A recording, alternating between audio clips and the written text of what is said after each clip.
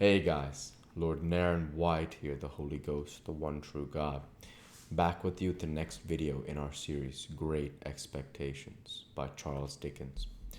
Without further ado, returning to Great Expectations. Next day was appointed for the production, lest our honor should take cold from delay. And next day Drummle appeared with the polite little avowal in Estella's hand that she had had the honor of dancing with him several times.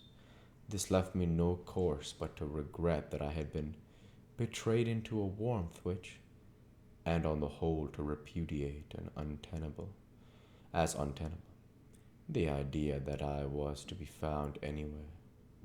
Drummle and I then sat snorting at one another for an hour, while the grove engaged in indiscriminate contradiction, and finally the promotion of good feeling was declared to have gone ahead at an amazing rate. I tell this lightly, but it was no light thing to me, for I cannot adequately express what pain it gave me to think that Estella should show any favor to a contemptible, clumsy, sulky booby so very far below the average. To the present moment, I believe it to have been referable to some pure fire of generosity and disinterestedness in my love for her, that I could not endure the thought of her stooping to that hound. No doubt I should have been miserable whomsoever she had favored, but a worthier object would have caused me a different kind and degree of distress. It was easy for me to find out, and I did soon find out, that Drummle had begun to follow her closely, and that she allowed him to do it.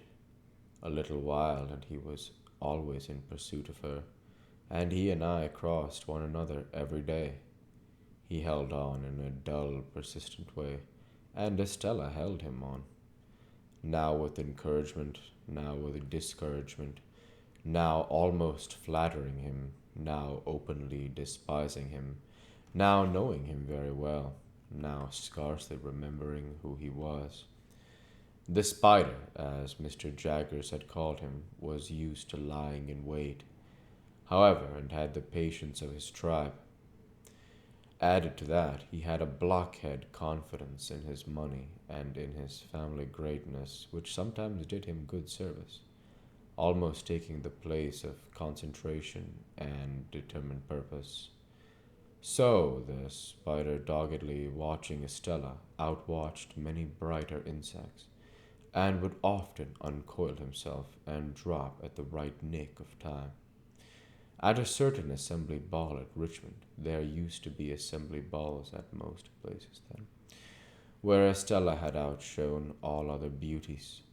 This blundering Drummle so hung about her, and so with much toleration on her part, that I resolved to speak to her concerning him. I took the next opportunity, which was when she was waiting for Mrs. Brandley to take her home, and was sitting apart among some flowers ready to go. I was with her, for I almost always accompanied them to and from such places. "Are you tired, Estella?" "Rather, Pip. You should be." "Say rather. I should not be, for I have my letter to Satis House to write before I go to sleep." "Recounting tonight's triumph," said I. "Surely a very poor one, Estella." "What do you mean? I didn't know there had been any." "Estella," said I, "do look at that fellow in the corner yonder, who is looking over here at us." "Why should I look at him?" returned Estella, with her eyes on me instead. "What is there in that fellow in that corner yonder, to use your words, that I need you to look at?" "Indeed, that is the very question I want to ask you," said I, "for he has been hovering about you all night." "Moths and all sorts of ugly creatures," replied Estella, with a glance towards him, "hover about a lighted candle. Can the candle help it?"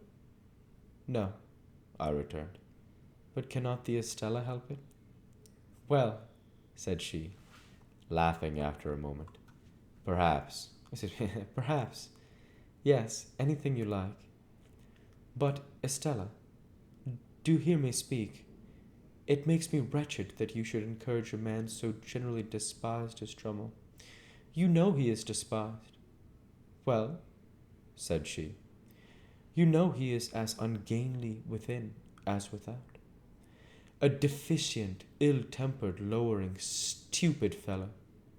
Well, said she, you know he has nothing to recommend him but money and a ridiculous roll of addle-headed predecessors. Now, don't you? Well, said she again, and each time she said it, she opened her lovely eyes the wider. To overcome the difficulty of getting past that monosyllable, I took it from her and said, repeating with emphasis, well, then that is why it makes me wretched. Now, if I could have believed that she favored Drummle with any idea of making me wretched, I should have been in better heart about it. But in that habitual way of hers, she put me so entirely out of the question that I could believe nothing of the kind. Pip, said Estella, casting her glance over the room, don't be foolish about its effect on you. It may have its effect on others, and may be meant to have. It's not worth discussing. Yes, it is, said I, because I cannot bear that people should say, she throws away her graces and attractions on a mere boor, the lowest in the crowd. I can bear it, said Estella. Oh, don't be so proud, Estella, and so inflexible. Calls me proud and inflexible in this breath, said Estella, opening her hands, and in his last breath reproached me for stooping to a boor. There is no doubt you do, said I, something hurriedly, for I have seen you give him looks and smiles this very night, such as you never give to me. Do you want me then, said Estella, turning suddenly with a fixed and serious, if not angry look, to deceive and entrap you? Do you deceive and entrap him, Estella? Yes, and many others, all of them but you. Here's Mrs. Bradley. I'll say no more. And now that I have given the one chapter to the theme that so filled my heart, and so often made it ache and ache again, I pass on, unhindered, to the event that had impended over me longer yet, the event that had begun to be prepared for, before I knew that the world held Estella, and in the days when her baby intelligence was receiving its first distortions from Miss Havisham's wasting hands. In the Eastern story, the heavy slab that was to fall on the bed of state in the flush of conquest was slowly wrought out of the quarry. The tunnel for the rope to hold it in its place was slowly carried through the leagues of rock. The slab was slowly raised and fitted in the roof. The rope was rove to it and slowly taken through the miles of hollow to the great iron ring, all being made ready with much labor, and the hour come. The Sultan was aroused in the dead of the night, and the sharpened axe that was to sever the rope from the great iron ring was put into his hand, and he struck with it, and the rope parted and rushed away, and the ceiling fell. So in my case, all the work, near and far, that tended to the end had been accomplished, and in an instant the blow was struck, and the roof of my stronghold dropped upon me. Chapter 19. It was 23 years of age. Not another word heard I to enlighten me in the subject of my expectations, and my 23rd birthday was a week gone. We had left Barnard's Inn more than a year, and lived in the Temple. Our chambers were in Garden Court, down by the river. We'll go ahead and stop there for this week. As usual, I want to say thank you for watching, and I hope you enjoyed. Please like, comment, and subscribe, as it greatly helps the channel. Light be with you all. Take care. And thanks again.